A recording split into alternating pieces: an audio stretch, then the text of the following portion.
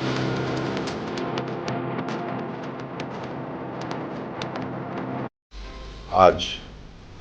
सदर मोहतरम जनाब नकीब मिल्लत बैरिस्टर असदुद्दीन साहब की ज़ेर निगरानी और रियासत महाराष्ट्र के सदर जनाब इम्तियाज़ जलील साहब की निगरानी के अंदर शहर नांदेड़ म्यूनसिपल कॉरपोरेशन के जो 5 प्रभात का जो डिक्लेयर किया गया, प्रभात नंबर 5, प्रभात नंबर 11, प्रभात नंबर 12, प्रभात नंबर 13, प्रभात नंबर 14, ये 20 उम्मीदवार के नाम को डिक्लेयर किया गया और इंशाअल्लाह अनकरीब में आज रात में या कल सुबह तक और 5 प्रभात के भी नाम इंशाअल्लाह डिक्लेयर होने वाले हैं।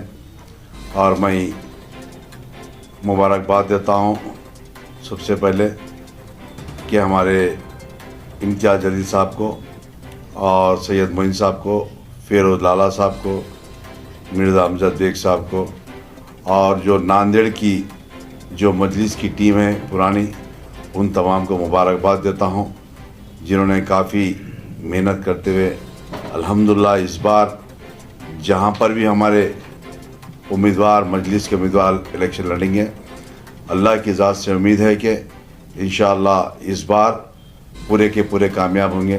क्योंकि आप हालिया में देखे होंगे जो बिहार के अंदर जो इलेक्शन हुआ, वहाँ जो आवाम के अंदर जमात की मोहब्बत, जमात को जो चाहने की वजह से आज हमारे बिहार में MLAs कामयाब हुए और उसी मोहब्बत महाराष्ट्र के अंदर भी हालिया जो म्यूनसिपल के इलेक्शन थे तालुकों में, वहाँ पर भी अल्हम्दुलिल्लाह मस्जिद जहाँ तक हो सकता पूरी कोशिश करी थी, इंशाअल्लाह वहाँ पर भी कामयाब हुए। और यहाँ पर नांदेड़ शहर में कोई पहली मरतबा इलेक्शन नहीं लड़ी जमात, कई मरतबा हमारे यहाँ पर साबिक़ा में भी कॉरपोरेटर थे, काउंसलर थे। इंशाअल्लाह इस बार भी 2026 के अंदर हमारा यहाँ पर म्यूनसिपल कॉरपोरेशन पर मजलिस का झंडा लहराएगा इंशाअल्लाह, अल्लाह की ज़ात से उम्मीद है। और क्योंकि रात दिन मेहनत जमात के हर सिपाही, हर जमात का हर वर्कर, जमात के हर जिम्मेदार, जैसा कि फेरोज़ लाला हो या सैयद मोइन साहब हो या मिर्ज़ा अमजद बेग साहब हो या इनकी तमाम टीम, नांदेड़ शहर की पूरी टीम हर जगह पर हर तालुक़े के अंदर मेहनत करी है और जमात को काफ़ी मकबूलियत हासिल हो रही है।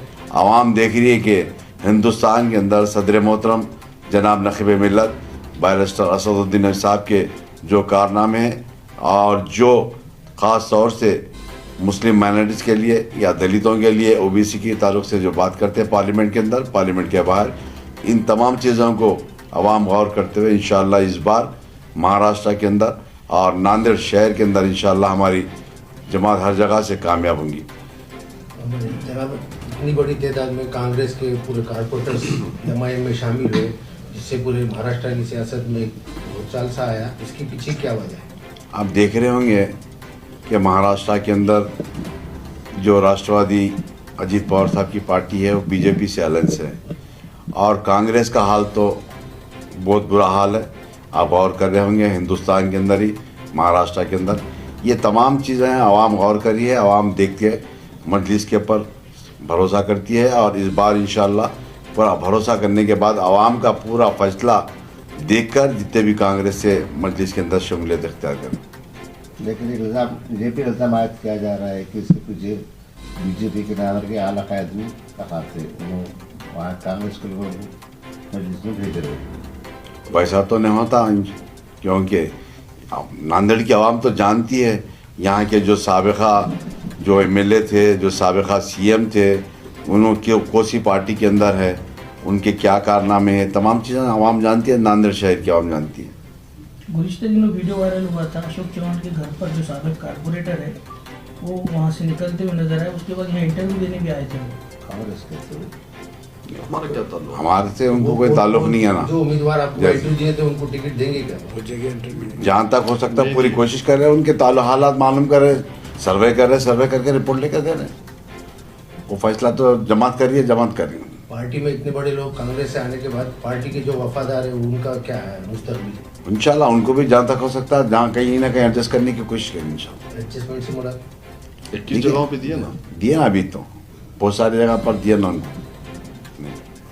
किसी को नाराज नहीं कर सकता, थोड़ा बहुत हो सकता है उनको मनाने के बाद करेंगे सेकंड सेकंड इंतजार में। करिए। और इंशाल्लाह और एक लिस्ट आने की है, वो लिस्ट के अंदर देखिए पर इम्तियाज साहब ने ऐसा क्यों कहा है कि जो साबिका एमएलए के लिए जो एक फॉर्म भरते हैं जो हार गए, उन्होंने इंतखाब लड़ना चाहिए मजलिस की टिकट पर।